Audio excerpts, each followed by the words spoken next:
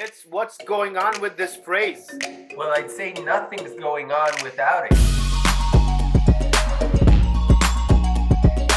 New week, new Parsha, the end of Sefer Shmot, Parashat Pekudei. And in this week's Parasha, we find a very interesting phrase that we've seen already, but it really repeats itself many, many times in this week's Parasha. And, if I ask you, what is the most common phrase of 5 words in the Torah, you'd probably tell me, Vaydaber Hashem el Moshe le'emor. Logically, it makes sense because HaKadosh Baruch Hu spoke to Moshe many times and commanded him many commandments. So that's why we see that phrase many, many times appearing all over the Torah. However, in this week's Parasha, there are 5 words that repeat themselves again and again and again and again when it really isn't clear why does the Torah repeat these words so many times. And I'm talking about the words כאשר, ציווה Hashem et Moshe. When you look at this week's parasha, especially towards the end of it, you can't even pass one pasuk without seeing that phrase in the pasuk. So why does the Torah emphasize and repeat itself again and again and again about this כאשר, ציווה Hashem et Moshe? What does it really mean? What's hiding behind those few simple words? Well, I always thought that כאשר, ציווה Hashem et Moshe just means that Am Yisrael followed and did exactly what they were told. Again, it's still mentioned too many times, but maybe it's just to say that after we saw Chet HaEgel, where Am Yisrael did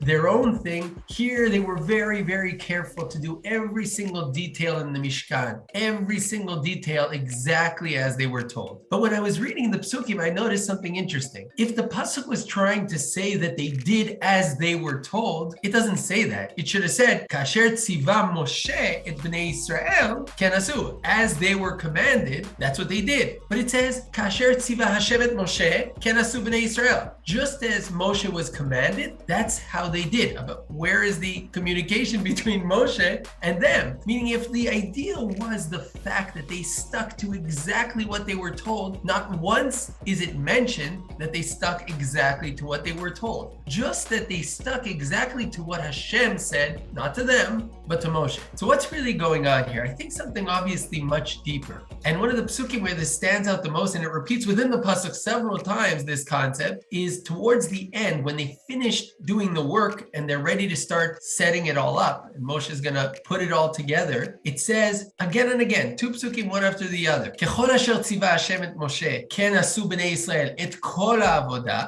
Again, emphasizing that every single thing that Hashem commanded Moshe, Am Yisrael did. But then again, the next pasuk is very interesting. Moshe sees this and it says, Vayar Moshe et kol ha-melacha. Now, if Moshe was telling them every single detail, then Moshe should expect that every single detail was done as he was told. But the pasuk says something interesting. Vehine asu ota kechol asher tziva ken asu. He's surprised. Hine is a word that appears when you see something you didn't expect. Moshe looks at what they did and says, wow, they did exactly what they were told. Why is that such a shock to Moshe? Why is he so surprised? But maybe this missing link is really missing. Moshe did tell them what to do, but he brought artists, he brought experts, he brought the people who he knew could do the work. They were talented people. They knew what to do. He gave them the instructions, but he couldn't really give over every single detail of the vision that he saw from HaKadosh Baruch Hu. It's very hard to give that over. It's something visual. It's something that we saw already previously with the menorah. Even Moshe struggled with seeing the vision and bringing it into reality. Even when Hashem showed him the menorah, he wasn't able to turn it into reality. So he told them what to do. But then they went on and did it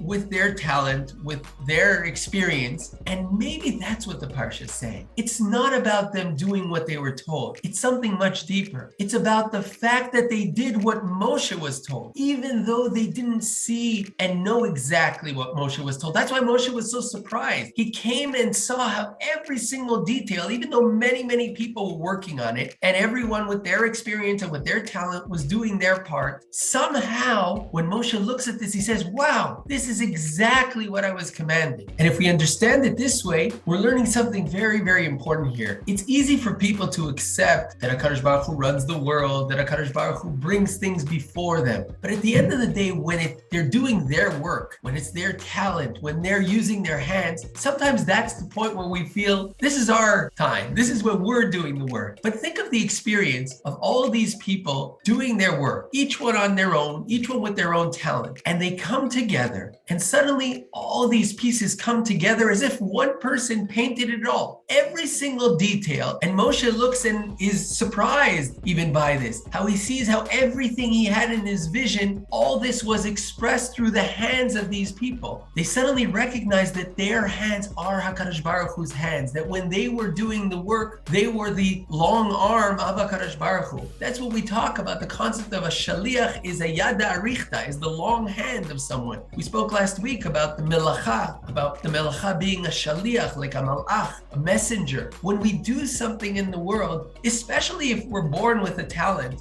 sometimes it's funny that people who are very talented are the ones that show off. When actually it should be the other way around. If you're born with a talent, you have nothing to show off about. You were born with it. These people are born with a talent. Any of us who are born with a talent, it's something that HaKadosh Baruch Hu already put in you when you were born, but also every step of the way. The things you do, the things you create, and especially when you're working on something like building the Mishkan for HaKadosh Baruch Hu, it's not only HaKadosh Baruch Hu telling you what to do, it's HaKadosh Baruch Hu in there, in your hands, helping you every step of the way. And only like that, all these pieces can come together as one. And you only recognize it when you step back and see the full picture. Maybe that's what those words mean. Not kasher ציווה, as Moshe was commanded. In Hebrew, the word ציווה means more than just being commanded. The word ציווה comes from the word tzevet, letzaveh. Tzevet is like a team. It's teamwork. It's when things are brought together. Every mitzvah we do is a mitzvah. We're bringing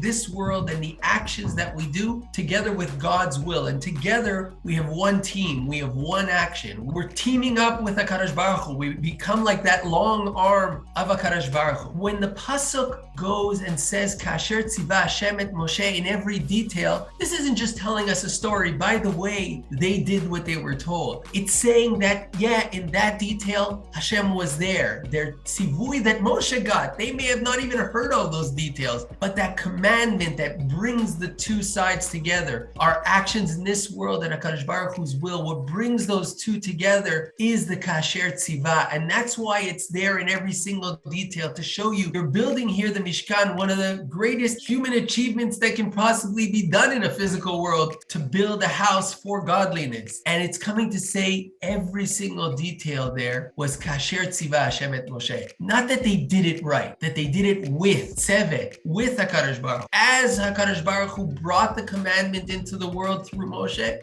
that's what they did. And this is why when Moshe sees all this and is shocked, he even himself is blown away by looking at how all these pieces came together and created this one beautiful piece of art. The next thing he does is vayevarech otam. He blesses them, because the concept, as we spoke about in the past, of blessing is connecting something to its root. When he recognizes that their actions weren't just regular human actions, they were connected to the source, they were connected to the root, that's when he blesses them. And when they all recognize how everything they've been doing, even with all their talent, is all with HaKadosh Baruch Hu, is all a teamwork together with each other, even though they didn't see till it came together, and together, of course, with HaKadosh Baruch Hu, who is designing and painting this entire picture. Beautiful. I really like what you're saying, to team up with HaKadosh Baruch Hu, כאשר ציווה Hashem et Moshe, that ציווה means to be commanded, but also in Hebrew means to team up together with HaKadosh Baruch Hu. And as we spoke last week, that when a person does a job in this world, when a person does labor in this world, it should come with the realization that HaKadosh Baruch Hu is allowing and will be blessing it to succeed with them in the future. And like you were saying so truly, that many times people that are born with a talent, dafka, specifically those people kind of forget that their ability to do things and the talent they received in birth is from HaKadosh Baruch Hu, and HaKadosh Baruch Hu is the one blessing what they're doing. And really maybe this is the most important point over here, because we know very famously many Gemaras discuss the idea of somebody who is full of themselves, someone who's arrogant and sees themselves as the most important thing and in charge of everything. Those kind of people don't go along with having Shechina, don't go along with having Kadosh Baruch Hu in their life. Famous Gemara, Kol hamitalech bekomas zkufa, ki'ilu dochek al Shechina. Anybody who walks with their chest raised, walks like they are all of it, full of arrogance, it's as if they are pushing away Shechina. And the idea behind this Gemara is very clear, especially to what we've been saying, but we'll mention also Rav Kook,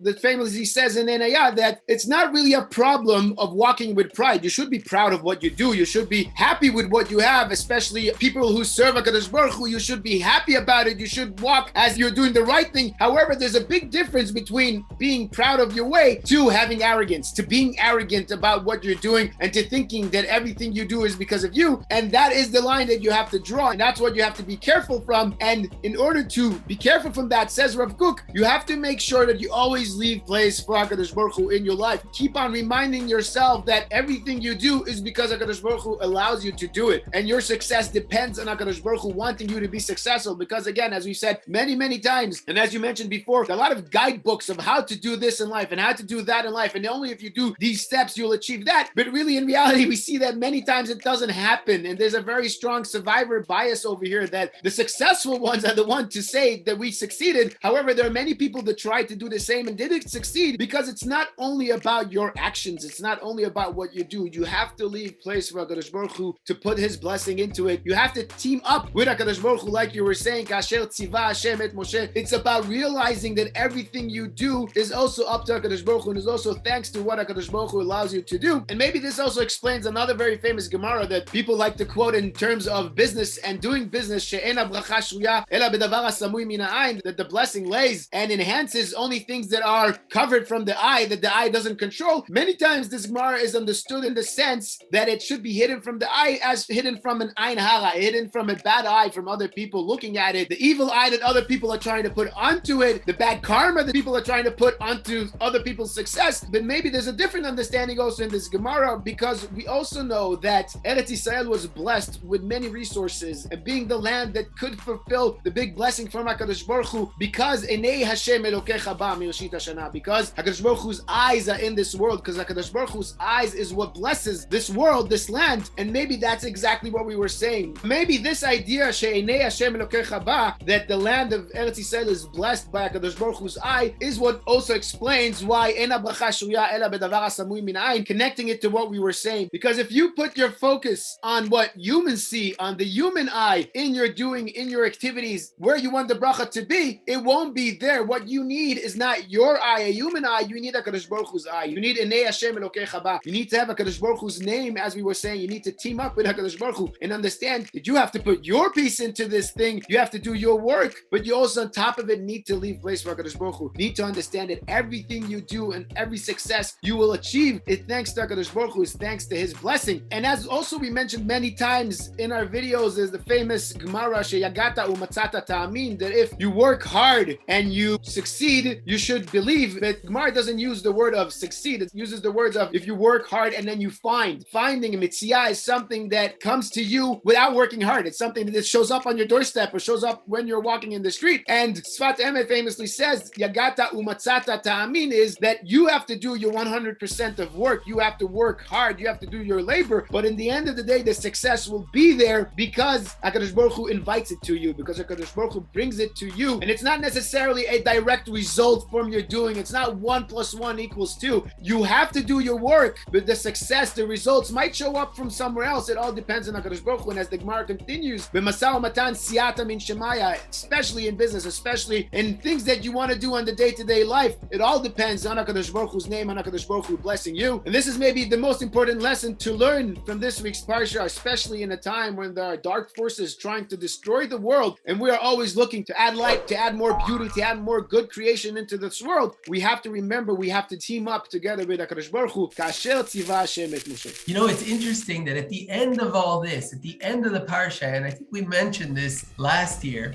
there's a very interesting pasuk. When they finally build everything, the Torah says, V'lo yachol Moshe lavo el Ohel Moed. Moshe could not enter into Ohel Moed. The same Mishkan that they just built, the pasuk emphasizes Moshe Rabbeinu couldn't step inside. And that is the biggest proof at the end of the day. When you create something that's bigger than you, that's when you really recognize that your actions are bigger than you. It's not just about your actions, as you said. That's when you realize that your actions are not just you. You've teamed up with HaKadosh Baruch Hu. Even Moshe Rabbeinu created here something that's bigger than him. And therefore, the second they're finished doing it all, the second it's all standing, suddenly even Moshe Rabbeinu can't step inside until in our next Parsha, Hashem actually calls him by Kra'ilav and brings him in. If we stay stuck in our own arrogance, believing in our own actions, the most we can achieve is what we're capable of achieving. But if we understand that we're just playing a part, that we're teaming up with each other and with HaKadosh Baruch Hu, then the actions we can build are things that can be even greater than we can even imagine, even something that are way greater than each of us and then all of us together. Beautiful. And again, like many times, it goes way deeper than that. There's so many more things we can discuss, whether it's Shosha Shutafim Ba'adam, teaming up with HaKadosh Baruch Hu in order to create a family, to create mankind, one of the greatest things a person can do in their life, or even Chodesh Adar with Amalek being the root of all evil, being the root of arrogance, of Ga'ava in the world. But we're out of time, so we'll have to end here. If you've enjoyed this video, please feel free to comment below, like it on YouTube, and of course, if you haven't yet subscribed to the channel, please consider subscribing right up here at the end of the video or the bottom on the logo. And we'll just remind our viewers what we discussed last year. Last year we discussed the last few psukim of Sefer Shemot. For some reason, the Torah decides to teach us about what the Anan does, what the cloud responsibility was. We'll link that video right now. And Yitzi, shkoyech. Shkoyech Tuvia, Shabbat Shalom, Chodesh Tov. Shabbat Shalom, Chodesh Tov and Vurach. A happy month to all of Am Yisrael everywhere around the world and to the entire world.